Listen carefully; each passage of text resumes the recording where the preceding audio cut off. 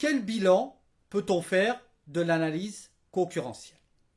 Eh bien, on peut d'abord établir un tableau de synthèse où on va reprendre les trois grandes matrices, BCG, McKinsey, Arthur D. Little, auxquelles on a adjoint l'analyse du PIMS. Et ces quatre modèles, nous allons les comparer à partir de 5 critères. Le premier critère, c'est l'entreprise, ou pour être précis, comment mesure-t-on l'efficacité de l'entreprise? Avec le BCG, c'était la part de marché relative, avec McKinsey, les atouts, avec Arthur D. Little, la position concurrentielle. Deuxième critère, comment mesure-t-on l'efficacité du marché? Taux de croissance pour le BCG, attrait pour McKinsey, cycle de vie pour Arthur D. Little. Troisième critère, le placement. Autrement dit, comment positionne-t-on un DAS sur ces modèles? Pour le BCG et le PIMS, il s'agit d'un placement ou d'un positionnement objectif. Autrement dit, on utilise des données quantitatives et deux analystes qui procéderaient à la construction, par exemple, d'un modèle du BCG à partir des mêmes données, aboutiraient au même résultat.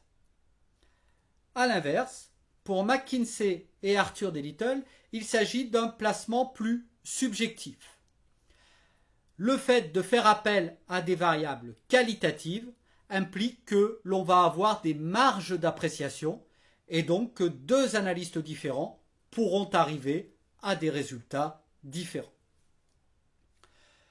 Quatrième critère, les facteurs clés de succès. Autrement dit, comment est-on compétitif dans ces modèles? Pour le BCG, la situation est simple.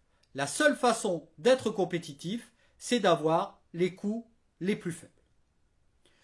Pour les autres modèles, en revanche, on considère que le coût est important, mais que finalement, il y a de multiples facteurs clés de succès. Autrement dit, il n'y a pas une seule façon d'être compétitif.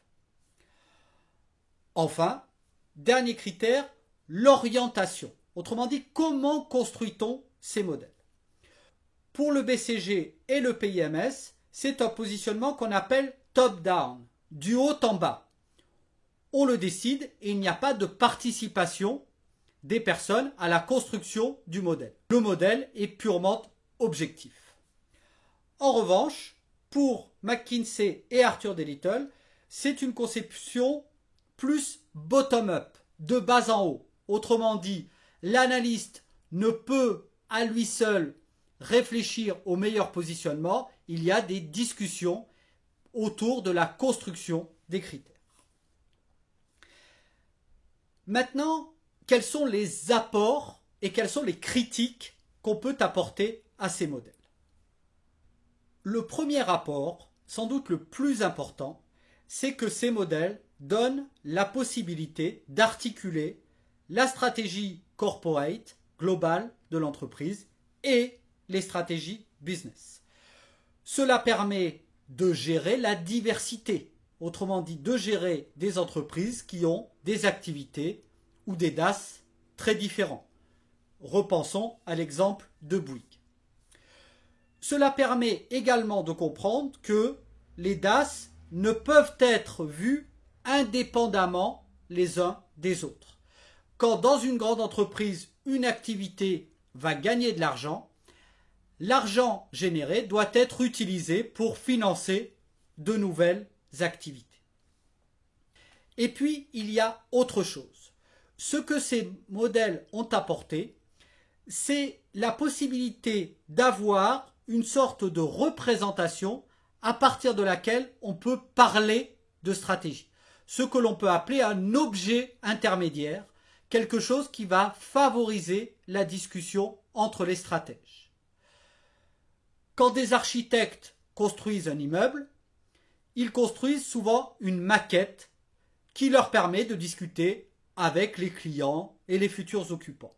Eh bien, d'une certaine façon, les modèles de portefeuille, ce sont des maquettes stratégiques. Autrement dit, des objets qui permettent de discuter autour de la stratégie. Ces modèles ne sont pas pour autant parfaits. On peut leur adresser un certain nombre de critiques. Des critiques opérationnelles, des critiques conjoncturelles et des critiques structurelles. Les critiques opérationnelles, c'est tout simplement passer du « que faut-il faire » à « comment le faire ».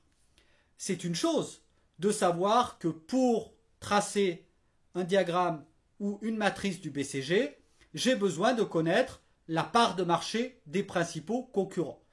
Mais cette part de marché n'est pas toujours connue.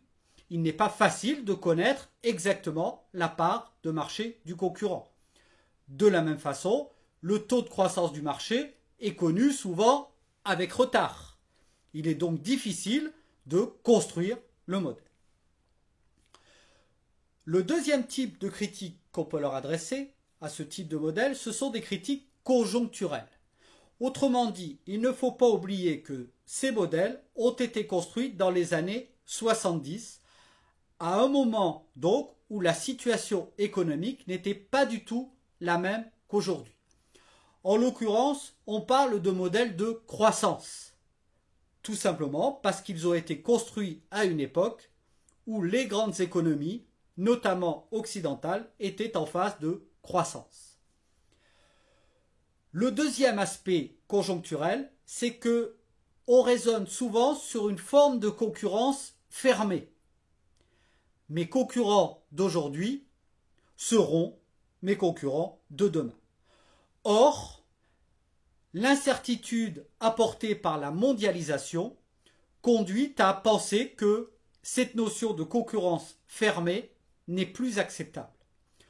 Aujourd'hui, les concurrents peuvent arriver et les concurrents qu'ont les grandes entreprises aujourd'hui peuvent être totalement différents de ceux qu'ils avaient quelques années auparavant et peuvent être totalement différents des concurrents qu'ils auront dans quelques années. Mais après tout, ces critiques conjoncturelles ne sont pas les plus importantes.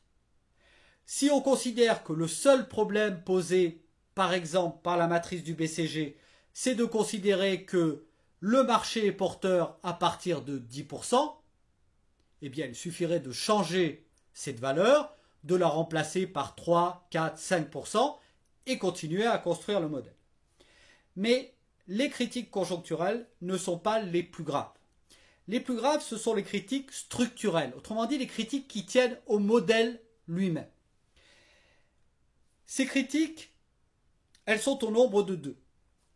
Première critique structurelle, l'idée que les manœuvres stratégiques sont limitées. Dans la matrice du BCG, comment devient-on leader? Réponse, avec les coûts les plus faibles.